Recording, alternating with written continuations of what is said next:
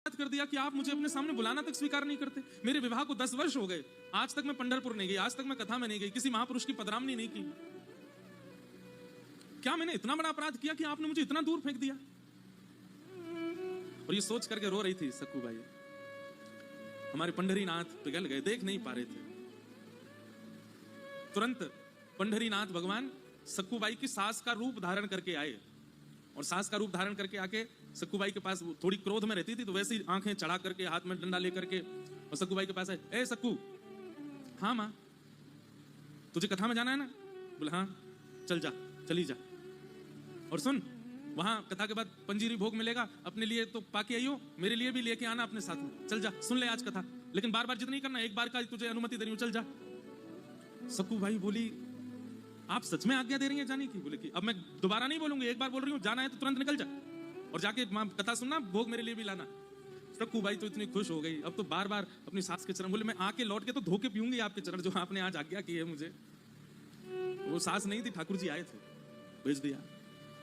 Sakku by आज कथा में गई, इतना नाची कीर्तन में और रोती रही। कोई ऐसा प्रसंग व्यास जी सुना नहीं रहे थे, लेकिन सक्कू बाई रोती रही। क्यों? उसे बार बार ये लग रहा था बस अब इतनी देर की और रह गई, अब बस थोड़ी देर में भी पूरी हो जाएगी, अब बस ये विश्राम होने वाली है। और जैसे विश्राम का जय जयकार लगा, सक्कू बाई तो बेहोश जैसी हो गई, अब पता नहीं दोबारा कब सुन पाऊंगी।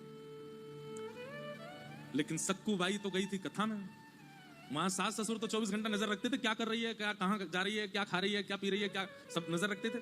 तो सास का रूप धारण करके तो सक्कू बाई को भेज दिया कथा में, और सक्कू बाई के जाते ठाकुर जी सक्कू बाई बन गए और घर में सारी सेवा करने लगे। बर्तन मांज रहे हैं ठाकुर जी, कपड़े धो रहे, धो करके बढ़िया और को गई बना बना के धर रहे हैं। वाह, ठाकुर जी सेवा कर रहे हैं, आप ताली बजा रहे हो, बर्तन धो रहे हैं, झाड़ू लगा रहे हैं। सास बोलती, ए सक्कू, ठाकुर जी जी माँ, घी लेके आ, थोड़ा पैर में मेरे मालिश कर दो। ठाकुर जी घी लेके गए, मनी मन सोचने, रुक जा, ऐसी मालिश करूंगा आज तेरी, तू भी याद रखेगी जीवन भर।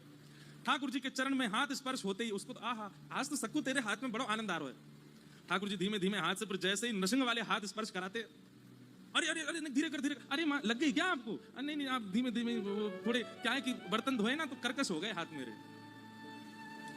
चरित्र में तो यहां तक वर्णन है कि जैसे सक्कू बाई को गालियां देती थी, जैसे सक्कू बाई को कभी बाल खींच लेती थी, ऐसे ठाकुर जी के भी करे उन्होंने, गाली दी, ठाकुर जी के भी बाल खींचे, और ठाकुर जी सब सहते रहे।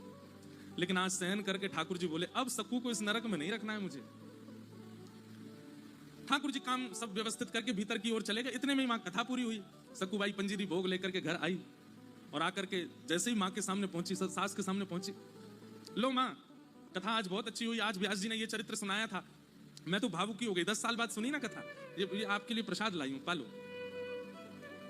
आप, मैंने इतना बड़ा अपराध कर दिया कि आप मुझे अपने सामने बुलाना तक स्वीकार नहीं करते। मेरे